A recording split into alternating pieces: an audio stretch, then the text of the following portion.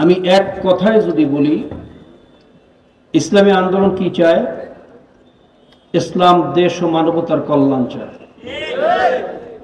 এই তিন শর্ত যেখানে আছে, ইসলামী আন্দোলন সেখানে আছে। এই তিন শর্ত যেখানে নাই, ইসলামী আন্দোলন সেখানে নাই।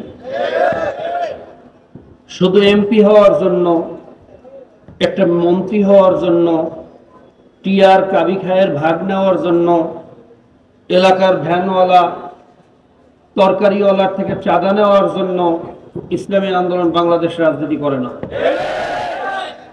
সংগ্রামী বন্ধুগণ, আমরা কোন এক বিপদ থেকে আল্লাহ পাক রব্বুল আলামিন আমাদেরকে বাঁচার একটা রাস্তা তৈরি করে দিয়েছেন, অনেকেই হয়তো আমরা জানি না। এই 54 বছর যাবৎ দেশটা আমাদের ইচ্ছা পরিচালিত হয় নাই, কথা ঠিক না? বিদেশি নেগেটিভ, বিদেশি সংস্কৃতি, বিদেশি নীতির উপরে নির্ভর করে দেশটা চলেছে। এই বিদেশি নীতি বাস্তবায়নের জন্য আমাদের দেশের কিছু চিহ্নিত রাজনৈতিক দল ক্ষমতার লোভে, নিজের সম্পদের লোভে তারা এই বিদেশিদের দালালি করেছে, তাদের পা চেটেছে। রহমাতুল্লাহ। আলহামদুলিল্লাহ ওয়াসসালাতু লিআহলিহা। আউযু বিল্লাহি মিনাশ শাইতানির রাজীম। বিসমিল্লাহির রহমানির রহিম। ওয়াতাসিমু বিহাবলিল্লাহি জামিআন ওয়া লা তাফাররাকু। সাদাকাল্লাহুল মাওলানাল আযীম। সবাই একবার বলেন সাল্লাল্লাহু আলাইহি ওয়াসাল্লাম। ইসলামী আন্দোলন বাংলাদেশ, ইসলামী যুব আন্দোলন বাংলাদেশ নোয়াখালী দক্ষিণ উত্তর শাখা কর্তৃক আয়োজিত আজকের এই প্রতিষ্ঠা বার্ষিকী উপলক্ষে আয়োজিত সমাবেশের মহতারাম সভাপতি,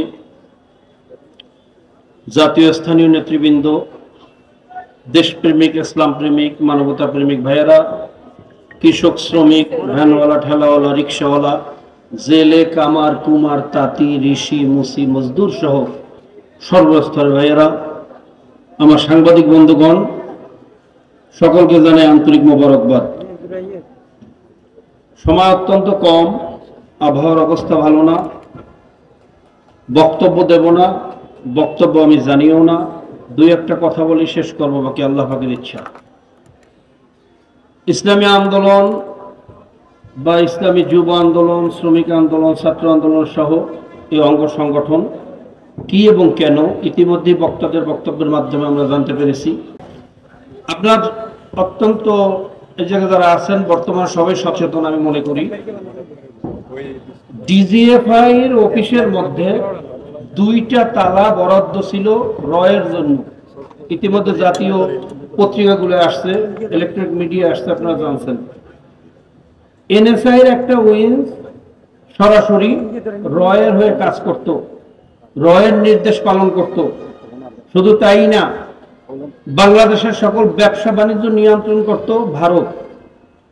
আজকে দেখেন বাংলাদেশে কোনো উদ্যোক্তা বা কোনো উৎপাদন, কোনো ইন্ডাস্ট্রি হতে পারত না, তাদেরকে বিভিন্ন ষড়যন্ত্রের মাধ্যমে ধ্বংস করা হতো, কাবু করা হতো। বিদেশি বড় বড় কোম্পানি আমাদের দেশে আসতে চাইলে তাদের এয়ারপোর্ট থেকে বিদায় দেওয়া হইতো। কি জানেন না আপনারা? আজকে বাংলাদেশের যত সিএনজি দেখেন, এই সিএনজি কোথায়? কথা বলেন। যত ট্রাক দেখেন, ট্রাক কোথায়? যত মোটরসাইকেল দেখেন, মোটরসাইকেল কোথায়? যত পাথর দেখেন, আমাদের দেশের পাথর উৎপাদন বন্ধ করে সেই ভোলাগঞ্জে আপনারা জানেন পৃথিবীর ভিতরে সর্বোৎকৃষ্ট মানের পাথর, ভোল্ডার পাথর, উৎমা, টিলা, বিভিন্ন জাতের পাথর উৎপাদন হয়, যার স্ট্রেংথ লেভেল হলো পৃথিবীর ভিতরে শ্রেষ্ঠ। পরিবেশের দোহাই দিয়ে সেই পাথর উত্তোলন করে ভারতের পাথর বাংলাদেশে ঢোকার ব্যবস্থা করা হয়েছিল।